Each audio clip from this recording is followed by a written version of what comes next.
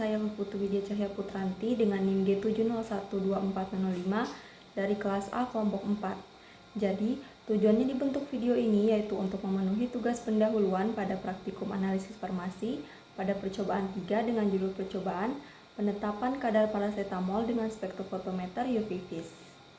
Nah, seperti yang sudah saya sebutkan tadi, pada percobaan 3 kali ini kita akan menggunakan paracetamol sebagai sampel. Paracetamol sendiri berindikasi sebagai analgesik dan antipiretik.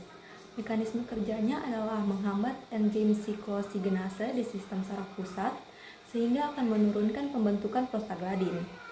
Secara struktur, paracetamol sendiri memiliki cincin aromatik dengan gugus hidroksil dan amida NHCOCH3 yang berperan dalam penyerapan radiasi UV. Senyawa ini diukur pada panjang gelombang maksimum atau lambda max di daerah ultraviolet sekitar 243 sampai 245 nanometer. Prinsip dasar penetapan kadar menggunakan metode spektrofotometri UV sendiri, dia didasari oleh pengukuran jumlah cahaya ultraviolet atau visible yang diserap oleh suatu zat dalam larutan. Metode ini didasarkan pada hukum Lemmerbier yang menyatakan bahwa absorbansi suatu larutan akan berbanding lurus dengan konsentrasi zat dan panjang lintasan cahaya. Jadi secara matematis akan dinyatakan sebagai A sama dengan epsilon dikali B dikali C, di mana A adalah absorbansi, epsilon adalah absorptivitas molar, B adalah panjang lintasan cahaya, dan C adalah konsentrasi. Dengan demikian, semakin tinggi konsentrasi zat, maka semakin besar nilai absorbansi yang akan dihasilkan. Selanjutnya, mengapa molekul paracetamol dapat menyerap radiasi UV? Jadi, molekul paracetamol dapat menyerap radiasi UV karena memiliki kromofor dan oksokrom dalam strukturnya. Kromofor sendiri pada paracetamol terdapat pada cincin aromatik yang mengandung ikatan rangkap terkonjugasi, sedangkan oksokromnya adalah gugus hidroksil OH dan amida pada NHCOCH3 yang dapat meningkatkan kemampuan saat penyerapan cahaya.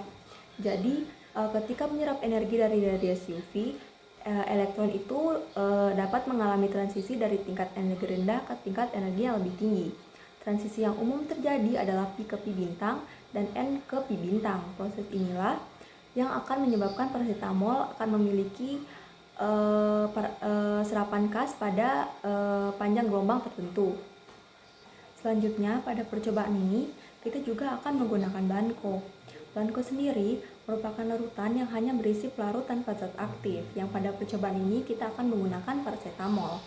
Fungsi blanko adalah untuk menghilangkan pengaruh pelarut atau zat lain terhadap hasil pengukuran, agar nanti hasil absorbansi yang terjadi atau yang terbaca hanya berasal dari zat aktif pada percobaan ini. Pengukuran blanko harus dilakukan terlebih dahulu agar hasil yang diperoleh itu lebih akurat dan tidak dipengaruhi oleh faktor-faktor lain.